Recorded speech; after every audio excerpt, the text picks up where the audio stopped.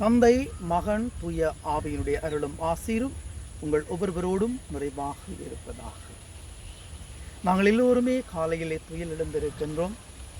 ஆண்டவருடைய அமைதியிலே வாழுவதற்காக, ஆண்டவருடைய அமைதியை அனுபவிப்பதற்காக, ஆண்டவருடைய அமைதியோடு வழிநடப்பதற்காக.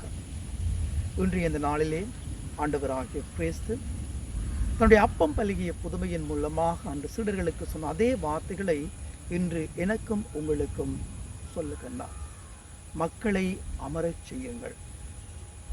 இந்த வார்த்தைகளின் மூலமாக ஆண்டவர் நாங்கள் எல்லோருமே மக்கள் மத்தியில் சென்று எங்களிடம் உள்ளதை பகிர்ந்து கொள்ளவும், அமைதியை கொடுக்கவும், அமைதியை எடுத்துச் செல்லவும் நாங்கள் தயாராக வேண்டும் என்ற ஒரு செய்தியை ஆண்டவர் எனக்கும் உங்களுக்கும் தருகின்றார்.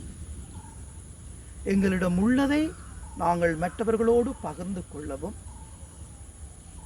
அமைதியற்றவர்களுக்கு அமைதியை கொடுக்கவும், எத்தனையோ உள்ளங்கள் அமைதியின்றி நிம்மதியின்றி நிற்கதியாகி நிற்கின்றார்கள். எத்தனையோ குடும்பங்கள் பிளவுகளோடும் பிரிவுகளோடும் நிம்மதியின்றி வாழ்ந்து கொண்டிருக்கின்றார்கள்.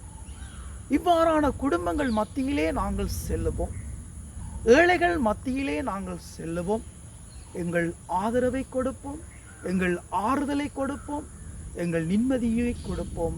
நிம்மதியோடும் ஆறுதலோடும் வாழ அவர்களுக்கு வழிகாட்டும் உள்ளங்களாக நாங்கள் எங்களை உருமாற்றிக் கொள்ளுவோம். ஆண்டவருடைய பாதை அன்பின் பாதை, அமைதியின் பாதை, ஆறுதலின் பாதை, மகிழ்ச்சியின் பாதை, ஒற்றுமையின் பாதை. இந்த பாதையிலே நாங்கள் ஒவ்வொரு உள்ளங்களையும் வழிநடத்தி செல்ல நாங்கள் தயாராகுவோம். அன்னை மரி மூலமாக ஆண்டவருடைய வழியிலே செல்லுவோம். எல்லாம் வல்ல இறைவன் தந்தை, மகன், தூய ஆவிகள் அனைவரையும் நிறைவாக ஆசீர்வதிப்பாராக.